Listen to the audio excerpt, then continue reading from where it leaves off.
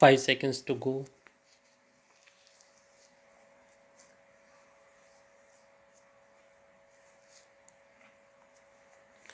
Start. Making Indian companies and India's national economy more productive is not going to be an easy or painless task.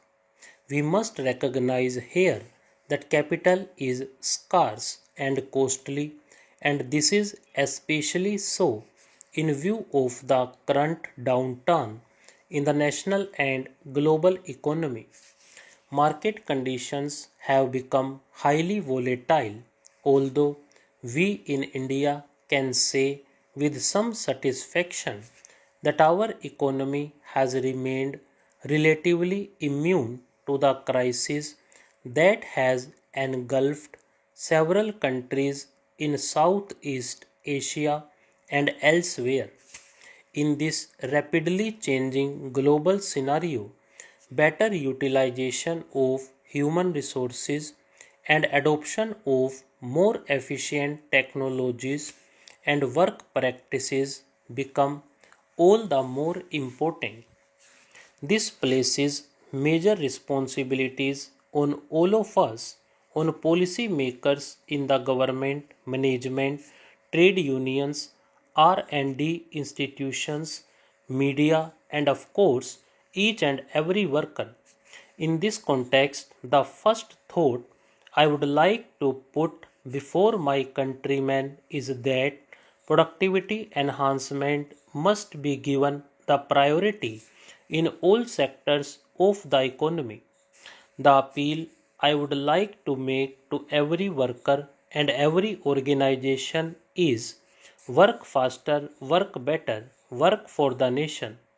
Concretely, this would mean that individuals as well as organizations must pay greater attention to cutting costs and boosting the quality of their products and services.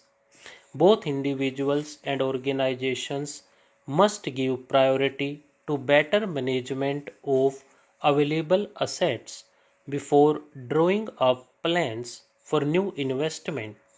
They must think of ways to save energy and materials in every economic activity. Studies have shown that with technologies and work practices, Indian industry can save up to 30% of the energy which it now consumes and 50 to 20% of the materials which it now uses. The greatest scope for saving, however, is in time, which is also the most precious of all the economic resources.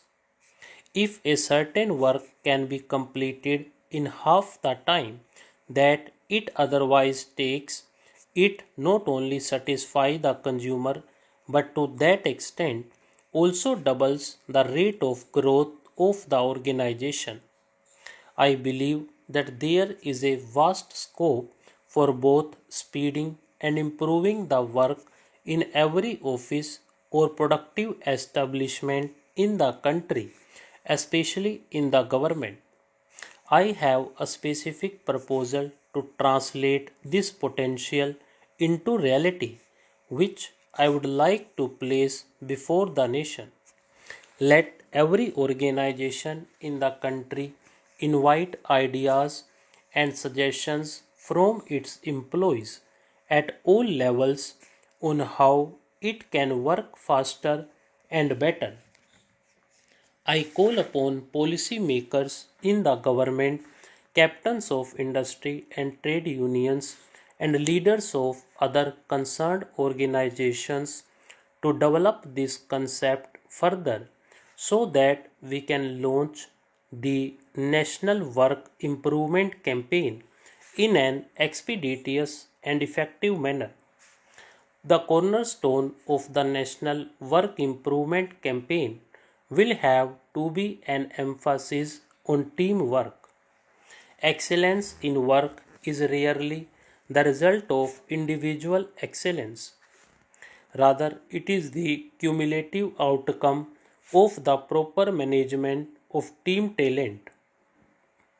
In order to enrich and activate team talent, we must create organizations that are less hierarchical and more democratic. We must create an environment which accepts creative ideas and initiatives from whichever direction they may come. The National Work Improvement Campaign must also place high emphasis on continuous learning at the workplace. Training, retraining, and acquisition of new knowledge should become an integral part of our work culture.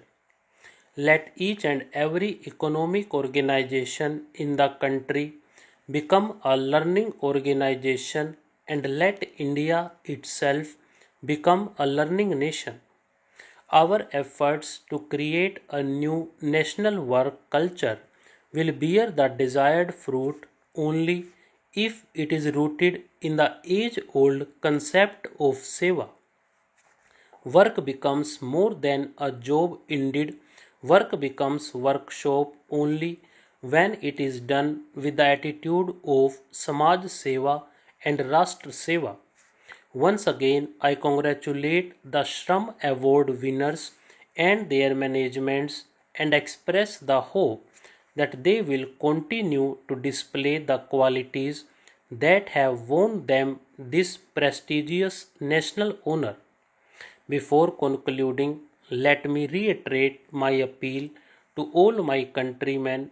Let us together honor Bharat Mata by launching sincerely and earnestly the National Work Improvement Campaign with the central appeal: work faster, work better, work for the nation. I greet you all and every brother and sister around the world on the 50th anniversary of the Universal Declaration of Human Rights. This day, 50 years ago, the member states of the United Nations adopted what President Roosevelt so movingly described as the International Magna Carta of all men everywhere. The immediate backdrop of the declaration was the horrifying spectacle of man's brutality against man as witnessed during the Second World War.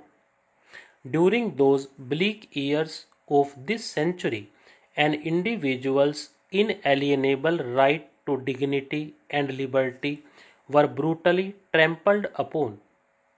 The Universal Declaration of Human Rights was supposed to be a safeguard against the repetition of the brutalities of World War II and to establish the overriding supremacy of human rights. This noble purpose was underscored by the Vienna Declaration that asserted all human rights are universal, indivisible, interrelated, and interdependent. This must be noble. Stop.